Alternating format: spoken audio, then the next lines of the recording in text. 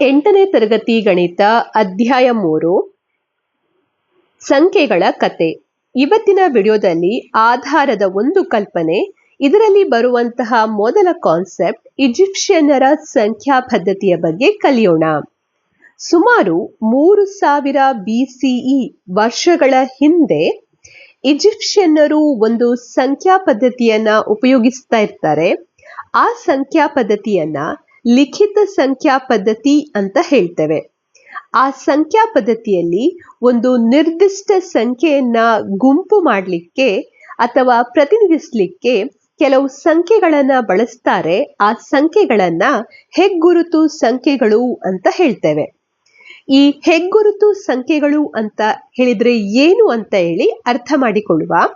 So ಮೊದಲ ಹೆಗ್ಗುರುತು ಸಂಖ್ಯೆಯನ್ನ ನಾವು 1 ಅಂತ ಹೇಳ್ತೇವೆ. ಈಗ ಮೊದಲ ಹೆಗ್ಗುರುತು ಸಂಖ್ಯೆ 1 ಅಂತ ಹೇಳ್ತೇವೆ. ನಂತರ ಈಗ ಕಲ್ಲುಗಳ ಸಂಗ್ರಹಗಳನ್ನ ನಾವು ಮಾಡಬೇಕು ಅಂತಾದ್ರೆ ಒಂದು ಕಲ್ಲನ್ನ ತೆಗೆದುಕೊಂಡಾಗ ಅದನ್ನ ಮೊದಲ ಹೆಗ್ಗುರುತು ಸಂಖ್ಯೆಯಿಂದ ನಾವು ಅದನ್ನ ಪ್ರತಿನಿಧಿಸ್ತೇವೆ. ನಂತರ ನೀವು ಆ ಒಂದು ಕಲ್ಲುಗಳ ಸಂಗ್ರಹಕ್ಕೆ 10 ಸಂಗ್ರಹಗಳನ್ನ ಒಟ್ಟುಗೂಡಿಸಿದಾಗ ನಿಮ್ಗೆ 2ನೇ ಹೆಗ್ಗುರುತು ಸಂಖ್ಯೆ ಸಿಗ್ತದೆ, ಅದು 10. ಆಮೇಲೆ 3ನೇ ಹೆಗ್ಗುರುತು ಸಂಖ್ಯೆ ಅಂತ ಹೇಳಿದ್ರೆ ಈ 10 ಏನಿದೆ 2ನೇ ಹೆಗ್ಗುರುತು ಸಂಖ್ಯೆಯನ್ನ 10 ಸಲ ಸಂಗ್ರಹ ಮಾಡಿದಾಗ, ಅಂದ್ರೆ 10 × 10 100 ಎನ್ನುವಂಥದ್ದು 3ನೇ ಹೆಗ್ಗುರುತು ಸಂಖ್ಯೆ ಆಗುತ್ತೆ.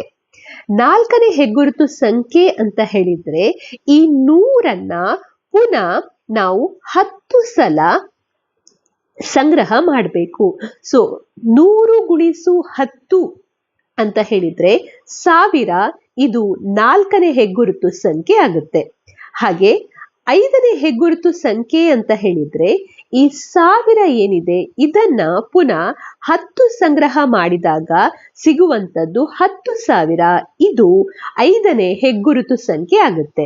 ಈ ರೀತಿಯಲ್ಲಿ ನೀವು ಸಂಖ್ಯೆಗಳನ್ನ ಈ ಈಜಿಪ್ಷಿಯನ್ ಸಂಖ್ಯಾ ಪದ್ಧತಿಯಲ್ಲಿ ಪ್ರತಿನಿಧಿಸಬಹುದು.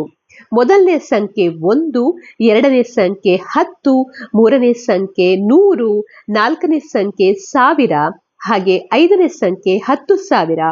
ಈ ರೀತಿಯಲ್ಲಿ ಇದು ಮುಂದುವರಿಯುತ್ತಾ ಹೋಗ್ತದೆ.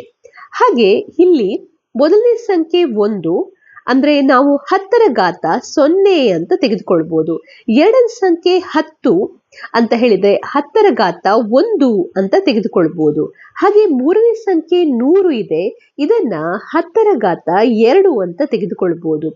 4ನೇ ಸಂಖ್ಯೆ 1000 10ರ ಘಾತ 3, 10,000 ಅಂತ ಹೇಳಿದ್ರೆ 10ರ ಘಾತ 4 ಅಂತ ತೆಗೆದುಕೊಳ್ಬಹುದು. ಇಲ್ಲಿ ಈ ಹೆಗ್ಗುರುತು ಸಂಖ್ಯೆಗಳನ್ನ 10ರ ಘಾತದ ರೂಪದಲ್ಲಿ ರಚಿಸಲಾಗಿದೆ. ಸೊ ನೀವಿಲ್ಲಿ ನೋಡ್ಬೋದು ಕೆಲವೊಂದು ಕಲ್ಲುಗಳ ಸಂಗ್ರಹ. ಇಲ್ಲಿ ಮೊದಲಿಗೆ ಒಂದು ಕಲ್ಲನ್ನ ತೆಗೆದುಕೊಂಡಿದ್ದಾರೆ. ಇದನ್ನ ಮೊದಲ ಚಿಹ್ನೆ ಅಂದ್ರೆ 1, ಮೊದಲ ಹೆಗ್ಗುರುತು ಸಂಖ್ಯೆ 1, ಇದರಿಂದ ಪ್ರತಿನಿಧಿಸಬಹುದು. ಹಾಗೆ ಈ ಕಲ್ಲುಗಳ 10 ಸಂಗ್ರಹಗಳನ್ನ ತೆಗೆದುಕೊಂಡಾಗ ಇದು ಏನಾಗ್ತದೆ 2ನೇ ಹೆಗ್ಗುರುತು ಸಂಖ್ಯೆ ಆಗ್ತದೆ, ಅಂದ್ರೆ 10.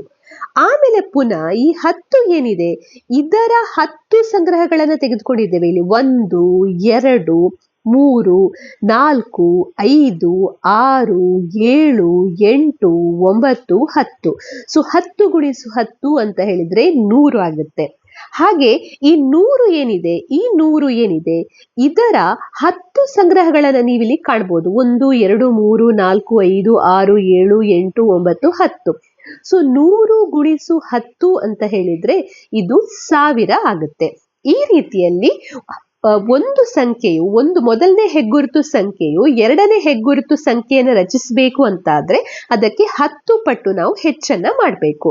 ಸೊ ನೀವಿಲ್ಲಿ ಕಾಣಬಹುದು 1, 10, 10ರ ಘಾತ 2, 10ರ ಘಾತ 3, 10ರ ಘಾತ 4, 10ರ ಘಾತ 5, 10ರ ಘಾತ 6, 10ರ ಘಾತ 7. ಈ ರೀತಿಯಲ್ಲಿ ಇದು ಮುಂದುವರಿಯುತ್ತಾ ಹೋಗ್ತದೆ. ಹಾಗೆ ಈ ಪ್ರತಿಯೊಂದು ಹೆಗ್ಗುರುತು ಸಂಖ್ಯೆಗಳು ಏನಿದೆ ಇವುಗಳಿಗೆ ಒಂದೊಂದು ಚಿಹ್ನೆಗಳನ್ನ ಕೊಟ್ಟಿದ್ದಾರೆ.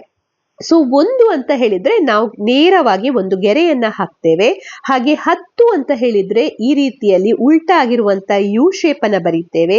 ಹಾಗೆ 10ರ ಸ್ಕ್ವೇರ್ ಅಂತ ಹೇಳಿದ್ರೆ ಈ ರೀತಿ ಇರುವಂತ ಚಿಹ್ನೆನ ಬರಿಬೇಕು. 10ರ ಘಾತ 3 ಅಂತ ಹೇಳಿದ್ರೆ ನೀವು ಈ ರೀತಿ ಇರುವಂತ ಚಿಹ್ನೆಯನ್ನ ಬರಿಬೇಕು.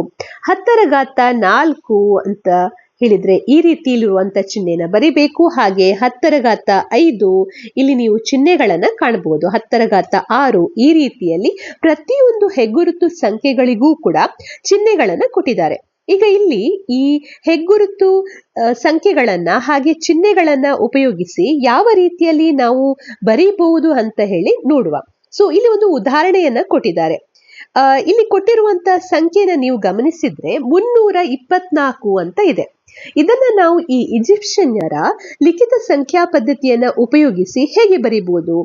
ಈಗ 324 ಅಂತ ಹೇಳಿದ್ರೆ ಇದರಲ್ಲಿ 300 ಅಂದ್ರೆ ಎಷ್ಟು ನೂರು ಇದೆ? ಇದರಲ್ಲಿ 300 ಇದೆ. ಹಾಗಾಗಿ ನೀವು ಮೊದಲಿಗೆ 300 ಬರೀಬೇಕು. ನಂತರ 24 ಇದೆ. 24ರಲ್ಲಿ ಎಷ್ಟು 10 ಇದೆ? 24ರಲ್ಲಿ 2 10 ಇದೆ. ಹಾಗಾಗಿ 2 10 ಬರೀತಾ ಇದ್ದೇನೆ. ಆಮೇಲೆ ಬರುವಂತದ್ದು 4.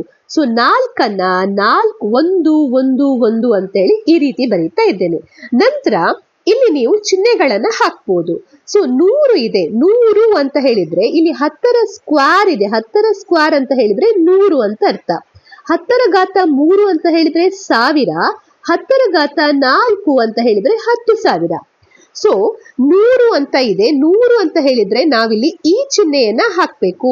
ಸೊ ಈ ಚಿಹ್ನೆಯನ್ನ ನಾನಿಲ್ಲಿ ಹಾಕ್ತಾ ಇದ್ದೇನೆ. ಆಮೇಲೆ ಇನ್ನೊಂದು 100 ಇದೆ. ಹಾಗಾಗಿ ಇನ್ನೊಂದು ಈ ಚಿಹ್ನೆಯನ್ನ ಹಾಕ್ತಾ ಇದ್ದೇನೆ. ಮತ್ತೊಂದು 100. ಹಾಗಾಗಿ ಇನ್ನೊಂದು ಈ ಚಿಹ್ನೆಯನ್ನ ಹಾಕ್ತಾ ಇದ್ದೇನೆ. ಸೊ 3 ಈ ಚಿಹ್ನೆಗಳನ್ನ ಹಾಕ್ಬೇಕು. ಅದರ ನಂತರ ಬರುವಂತದ್ದು 10.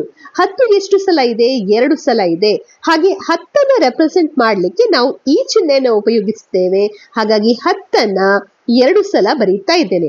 ಆಮೇಲೆ 1 ಎಷ್ಟು ಸಲ ಇದೆ? 4 ಸಲ ಇದೆ. ಸೊ 1ನ್ನ ರೆಪ್ರೆಸೆಂಟ್ ಮಾಡ್ಲಿಕ್ಕೆ ಈ ರೀತಿ ಗೆರೆಯನ್ನ ಹಾಕ್ಬೇಕು. ಅದರಿಂದ ಇಲ್ಲಿ 4 ಗೆರೆಗಳನ್ನ ಹಾಕ್ತಾ ಇದ್ದೇನೆ. ಸೊ ಈ ಸಂಖ್ಯಾ ಪದ್ಧತಿಯನ್ನ ನಾವು ಈಜಿಪ್ಷಿಯನ್ನರ ಲಿಖಿತ ಸಂಖ್ಯಾ ಪದ್ಧತಿ ಅಂತ ಹೇಳ್ತೇವೆ. ಇಲ್ಲಿ ನಾವು ಹೆಗ್ಗುರುತು ಸಂಖ್ಯೆಗಳನ್ನ ಉಪಯೋಗಿಸ್ತೇವೆ. ಹಾಗೆ ಪ್ರತಿಯೊಂದು ಹೆಗ್ಗುರುತು ಸಂಖ್ಯೆ ಪ್ರತಿಯೊಂದು ಚಿಹ್ನೆಯನ್ನ ಹೊಂದಿದೆ. ಹಾಗೆ ಈಗ ಮೊದಲನೇ ಹೆಗ್ಗುರುತು ಸಂಖ್ಯೆ 1 ಆದ್ರೆ ಎರಡನೇ ಹೆಗ್ಗುರುತು ಸಂಖ್ಯೆಯನ್ನ ನಾವು ಹೇಗೆ ಕಂಡುಹಿಡಿಬಹುದು? ಈ ಮೊದಲ ಸಂಖ್ಯೆಯ 10 ಸಂಗ್ರಹಗಳನ್ನ ಮಾಡಿದಾಗ ನಮ್ಗೆ ಎರಡನೇ ಸಂಖ್ಯೆ ಸಿಗ್ತದೆ. ಹಾಗೆ ಮೂರನೇ ಸಂಖ್ಯೆಯನ್ನ ಕಂಡುಹಿಡಿಬೇಕು ಅಂತಾದ್ರೆ ಈ 10ರ 10 ಸಂಗ್ರಹಗಳನ್ನ ಮಾಡಿದಾಗ ನಮ್ಗೆ ಮೂರನೆಯ ಹೆಗ್ಗುರುತು ಸಂಖ್ಯೆ ಸಿಗ್ತದೆ. ಈ ಚಿತ್ರದಲ್ಲಿ ನೀವು ಇದನ್ನ ಅರ್ಥ ಮಾಡಿಕೊಳ್ಳಬಹುದು. ಮೊದಲಿಗೆ ಒಂದು ಕಲ್ಲು ಇದೆ. ಇದರ 10 ಸಂಗ್ರಹವನ್ನ ಮಾಡಿದಾಗ ಎರಡನೇ ಹೆಗ್ಗುರುತು ಸಂಖ್ಯೆ ಸಿಗ್ತದೆ. ಹಾಗೆ ಇಲ್ಲಿ 10 ಕಲ್ಲುಗಳಿವೆ. ಇದು ಎರಡನೇ ಹೆಗ್ಗುರುತು ಸಂಖ್ಯೆ. ಇದರ 10 ಸಂಗ್ರಹಗಳನ್ನ ಮಾಡಿದಾಗ ಮೂರನೇ ಹೆಗ್ಗುರುತು ಸಂಖ್ಯೆ ಸಿಗ್ತದೆ. ಹಾಗೆ ಈ ಮೂರನೇ ಹೆಗ್ಗುರುತು ಸಂಖ್ಯೆ 100 ಇದೆ. ಇದರ 10 ಸಂಗ್ರಹಗಳನ್ನ ಮಾಡಿದಾಗ ನಾಲ್ಕನೇ ಹೆಗ್ಗುರುತು ಸಂಖ್ಯೆ ಸಿಗ್ತದೆ. ಈ ರೀತಿಯಲ್ಲಿ ನೀವು ನೆಕ್ಸ್ಟ್ ಹೆಗ್ಗುರುತು ಸಂಖ್ಯೆಗಳನ್ನ ಕಂಡುಹಿಡಿಬಹುದು.